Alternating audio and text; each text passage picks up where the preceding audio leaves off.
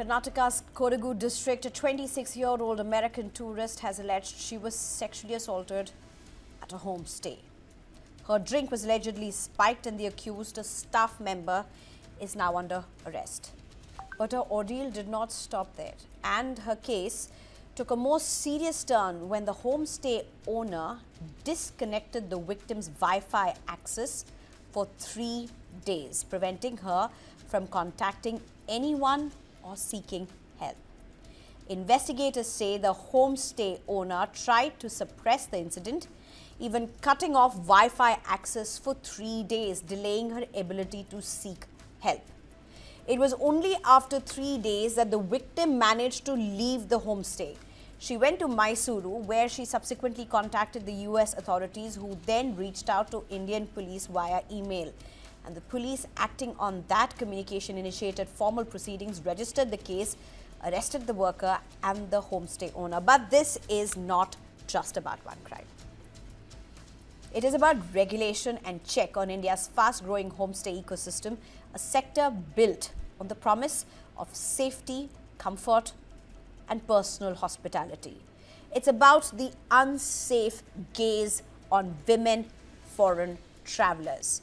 The lessons not learnt from Hampi to Kodagu. And this is not an isolated case. In fact, Karnataka has already witnessed global outrage. In 2025, near Hampi, a UNESCO World Heritage Site, 2 women, including a foreign tourist, were gang raped and a male tourist was killed. This case shocked everyone, as this was not about a single woman traveler. 3 women, in fact 3 men and 2 women, including a homestay owner, had stepped out to stargaze when the 3 accused reached there, pushed the 3 men in the canal, and then raped an Israeli tourist and the female homestay owner.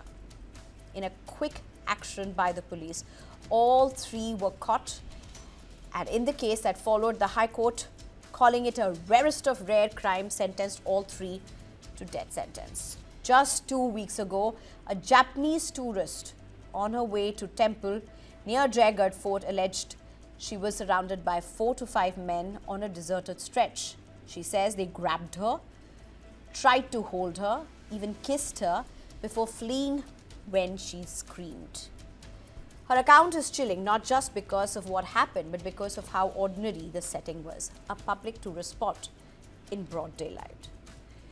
Just a week before that, another foreign tourist in Jaipur was reportedly surrounded by a crowd of people, attempted to take selfies and record videos without her consent.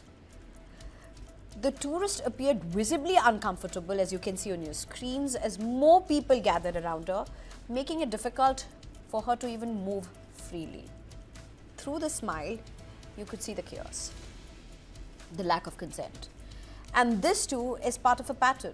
From being surrounded for selfies to being followed and harassed, foreign women travelers are increasingly sharing stories of discomfort and fear. In Goa, such incidents have spiked sharply, prompting a zero-tolerance response. Which brings us to a deeper, more uncomfortable truth. For many women traveling in India, safety is not assumed. It is calculated. What to wear, where to go, whether to travel alone, how to avoid detention. Because every such incident damages a part of India's hospitality, a part of India that welcomes everyone, a part of India that says, Atithi Devo Bhava. Every viral video of harassment, every testimony of fear chips away at that reality of India, because that is the reality of India. Atithi Devo Bhava is the reality of India. And we cannot allow anyone to snatch that. You cannot sell hospitality without guaranteeing safety. So tonight we ask, are homestays poorly regulated? How did a guest get isolated for 3 days? Are background checks on staff even happening? Do local authorities regularly audit homestays? Why do lessons not stick from Hampi to Kodagu? Are women, especially foreign tourists, more vulnerable? I'm being joined at this point by Brinda Adige, social activist and director, Global Concerns India. I'm being joined by Sanjay Sahai, who's a former ADGP with Karnataka, as well as Subhash Goyal, who's a chairman, Travel and Tourism Committee, Indian Chamber of Commerce. Thank you very much, all three of you, for joining me. Well, ideally, Brinda Adige, I should be coming to you because among the panelists, you are the only woman here. But allow me this exception for a very simple reason. I want to go to Subhash Goyal and ask him the first question because it's very worrying, Subhash Goyal. The fact that we are learning is this is not even a homestay which is some random homestay which is, which has been just found out or was not registered. This is a registered homestay. It is a registered homestay. And that raises glaring questions. How would you look at this? There are two, three major issues. Firstly, as an Indian, I feel ashamed and I am full of anger that this is not the first incident that has happened. You were mentioning about Goa, you were mentioning about Rajasthan, and now this incident here. I mean, unless and until we have very strict punishment, I mean, I would advocate that a law should be made that any rapist which is proved should have death penalty or something very, very strict. Then only it will be a deterrent. I mean, I was seeing a video in Dubai, person was called, caught, and they took him in the street corner and shot him in front of the public. Now, unless and until there is a deterrent, there is a strong, punishment. Otherwise, all the work that we are doing in, promoting the image of India, the Ministry of Incredible India program, Atithi Devo Bhava program, all this goes down the drain. Because, it is very difficult to build the image, and particularly after COVID, you see, we have not reached the pre-COVID period of 11.5 million inbound tourists. We are still having about 9.5 million inbound tourists. And now with this war, first the Ukraine war and now this Gulf war with Iran, I think tourism is being very badly hit. And on top of this, these people really need to be punished very badly. I mean, I'm full of anger and ashamed as an Indian that this should happen in, we call ourselves, that we are a holy land. We are the birthplace of four great religions: Hinduism, Buddhism, Sikhism, Sufism, Jainism. But, the people who are misbehaving, unless there is a deterrent, unless they are giving exemplary punishment, I think these situations will happen because, it is shameful. I mean, Right. I just don't have words. Absolutely. In fact, Sanjay Sahai, if I can come to you, just taking from where Subhash Goyal has left it, and it's important to get this because 3 days the Wi-Fi was snapped. How dare anybody has the audacity to do this? One, the audacity to rape a tourist. Actually, the first thing is the audacity to rape. Whether a tourist, whether somebody else comes, Anyone. the audacity to rape. It can. Second, it the can audacity happen- to rape in a homestay. Three, the can audacity happen to to cover Indian up by students also. snapping internet. The audacity, despite the fact, it was just, and Mr. Sanjay spoke about the need for strong deterrence in terms of law. But just in the Hampi case, you saw quick, swift action, not just from the police, but from the judiciary. You saw the rarest of rare case, and you saw the accused in that case being sentenced to death. That doesn't seem to be enough. See, when you talk about the rarest of rare cases and that it should be treated as a lesson learned and all that, I think that is primarily limited to the well-educated people and the media, and it stops there. There are lumpen elements all around the tourist places. There are lumpen elements in Hampi, and this is the same nature of lumpen element which we find in Kodagu. When you talk about that this particular homestay is a registered homestay, what does a registered homestay mean? Registered homestay primarily means that on a tourism website or some other government portal or some government agency it is registered. The Right. homestay, I've worked in Davangere and all through that area. I've seen homestays. I've stayed in homestays any number of times. It is a completely broken ecosystem. And that once the registration is done, that is the end of the story. There is no system of any enforcement. In a place like Kodagu, there are no night rounds to homestays. When you know that there is a homestay, there has to be a police presence. You cannot just give permission because the different arms of the government, they are not coordinated. If you want to make tourism something which is viable, which is sustainable, which is secure, this is not the way it is done. The tourism ecosystem is a broken ecosystem. In Refreshed Hampi, our they bands. tried with the tourist police. I think long many years back, might be there is still a tourist police station, tourism police station. But I think that is nearly all. This Atithi Devo Bhava and all that, if you get into any of the leave aside the foreign nationals or Indians also, the way you suffer and way you're ill treated and the whole thing operates in a manner, I think Atithi Devo Bhava is more of a slogan and it is certainly not a truism.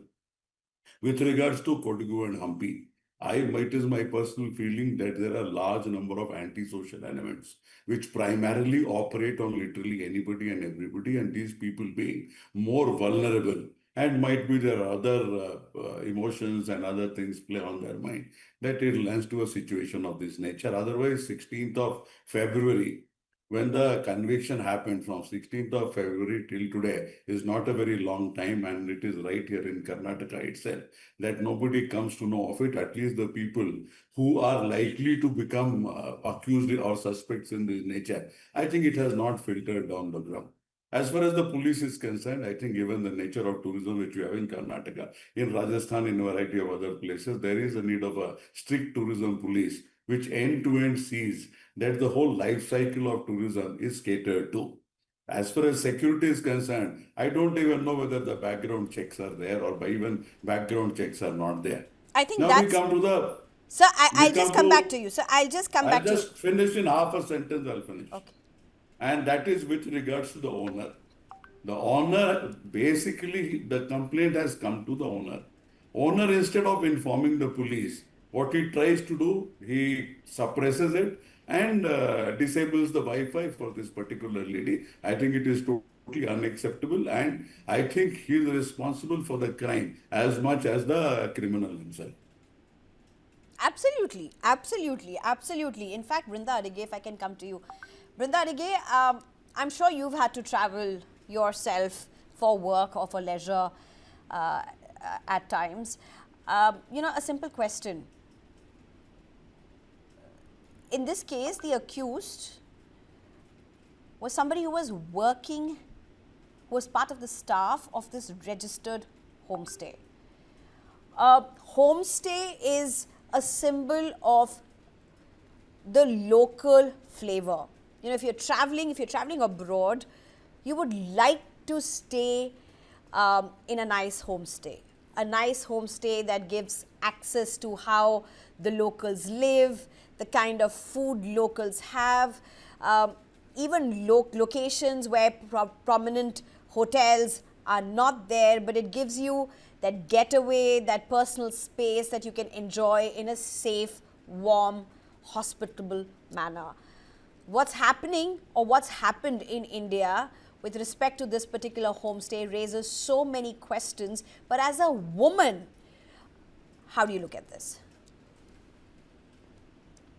As a woman, I am made to feel at every step, every point, irrespective of which part of the country that we are in, that I must keep myself safe. I must be bothered and worried how I am dressed. I have to also show myself as someone who's being very compliant. So there's no way that, I can be standing and having a juice or something like that on the way. They look at how you travel, who you are traveling with. And that, I think, is an absolute, patriarchal, sexist mindset, this toxic masculinity that seems to get promoted, that seems to get encouraged in our communities, probably most in some families, and mostly through films and TV serials. See, in this age and time, we are talking about equality, women accomplishing progress, women walking hand in hand with men, all of these things. Every women's day, we have these advertisements coming on TV, politicians coming and spewing all this that, Bharatiya Nari has gone all the way there, while side by side promoting all of this toxic masculinity. Even like you've said, from Hampi, no lessons learned. Today we are looking at Kodagu. You're talking about regularized and licensed. Where is the monitoring? Who is this department or committee that does the monitoring? Why isn't the panchayat involved in it? Because the panchayat knows all the local people. The local people are the ones who are electing the panchayat. So why are all of them not involved in this? In seeing that if a tourist comes over there, everybody is accountable and responsible. We also know that in other countries, there are tourist police. There are separate, different police in tourist spaces. You do not have to all the time wait for the regular law and order police. There are tourist police mandated with all power and authority. What is stopping our country from doing all these things? We talk about tourism, we talk about India, we say come and enjoy and get the flavor of what India is all about, and yet we are unwilling to put in all of these measures. That is because even today, the system and the structures do not take women seriously, do not take women's safety seriously, and courts, again, are not accountable at all. We are talking about fast track courts, but there's nothing fast track over here. It goes on and on and on, and there's nobody questioning anybody. We lament. Of course, we'll, fight and argue and shout. Okay. No changes. We'll come to the fast track courts in a bit, but Subhash Goyal, if I can ask you this. For somebody who's looking at traveling in India, or traveling anywhere for that matter, how does one zero in on which homestay to stay or which resort to stay? Let's talk about homestays, because a lot is being spoken and asked about its regulation, particularly if you're not going through a portal, if you're not going through a notified portal that has its own safety and security mechanisms.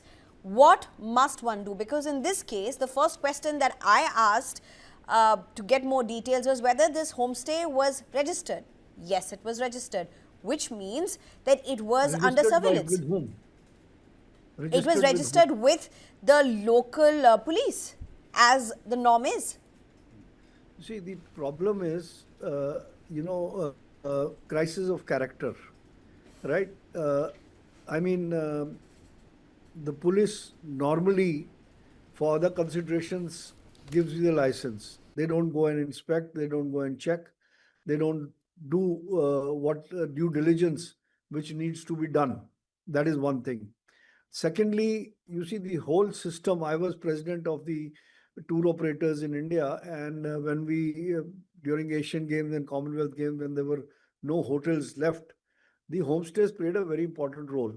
So one, there is an international chain, Airbnb, where they have complete monitoring done, and they have stars and classification, and even one complaint, they delist the homestay.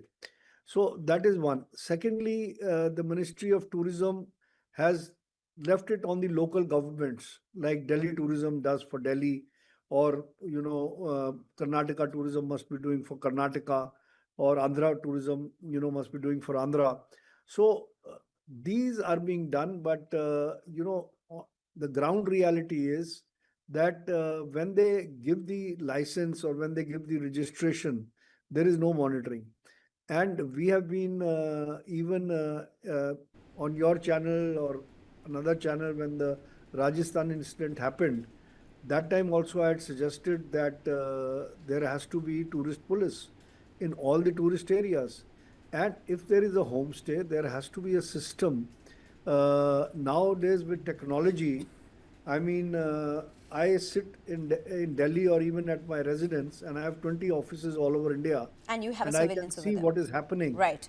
So there Right. has to be in the police station a monitoring system of these homestays. Right. I Let me mean, just get in, sir. we cannot go on like this, and they are ruining the image of our country, and Absolutely.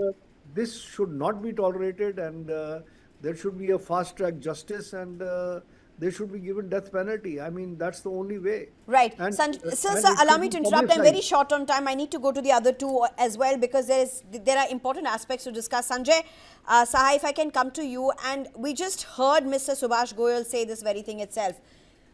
Why can't we have tourism police? You know, at the end of the day, tourism is no longer just a side livelihood. It's the core. You have competition like never before between India and even neighboring countries and other countries. India is a country that's loved, looked at for so many reasons, from culture to food to the diversity, so many aspects of India. Why cannot we invest in tourism police?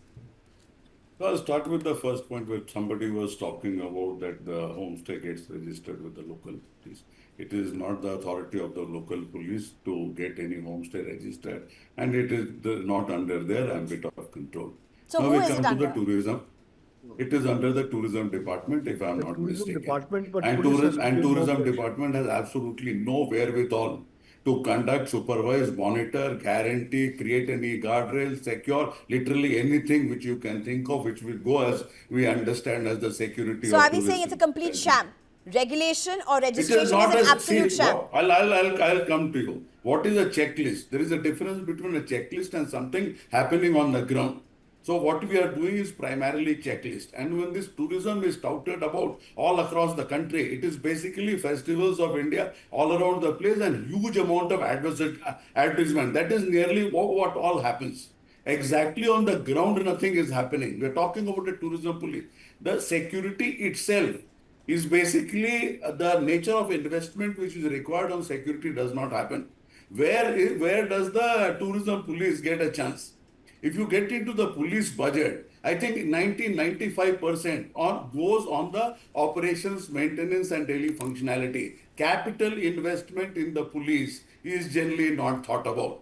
Tourism police has to be a very you leave aside the tourism police, we don't have a cyber police, so to say, when 98% of the offenses are happening in the cyber world. So leave it aside, we come to a tourism police. But I thought Has every there state been does have cyber one police. second, 1 second. Every state has cyber police. If you have 60,000 cases, what will you do with every state having one cyber police station?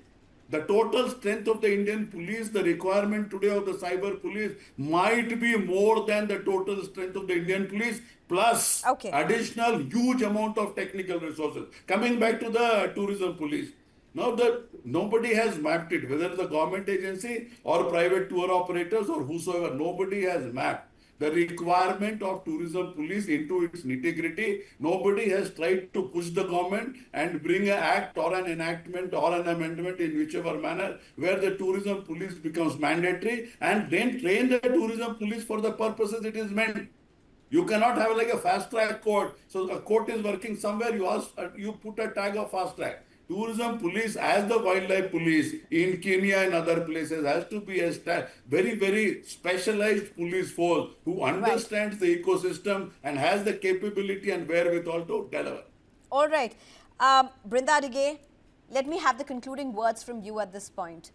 As somebody who travels, who sees the reality, who follows the reality, it's of course about a mindset of, you know, how convenient is it to just go and surround particularly a foreign tourist.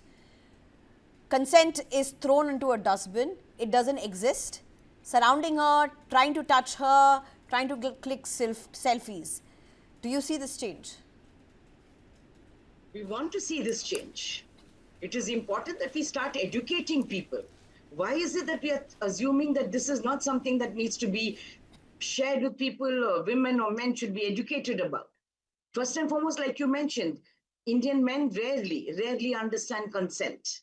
Secondly, the assumption is that, women who are traveling alone are loose character.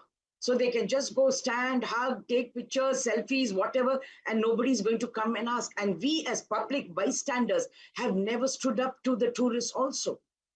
Even the women who might be harassed by men at the beaches or in these places. So it is important that we as a community and as a nation also remember what our civic responsibilities are. Yes, we want tourist police. Yes, we want other police to be also vigilant and sensitive. We want the tourism department to buck up. But at the end of the day, I think it is time for us as a nation, our civic responsibilities. Atithi Devo Bhava is not some Right. statement made in some place. Right. Why are we not taking up that responsibility also? And Right. that said, I think it is time for the structures and the systems to work in convergence Right. with communities and the mechanisms. Right, and I think I just want to end by saying just one thing. In today's world where geopolitics is fast changing, one cannot afford such instances.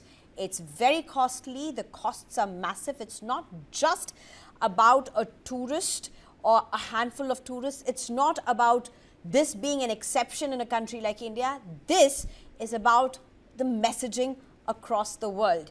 Because as resources are scarce, as jobs are less, as the world looks at several alternatives, every aspect of economy gets only more critical. Thank you very much, Brinda Adige, Sanjay Sahai and Subhash Goyal for joining us.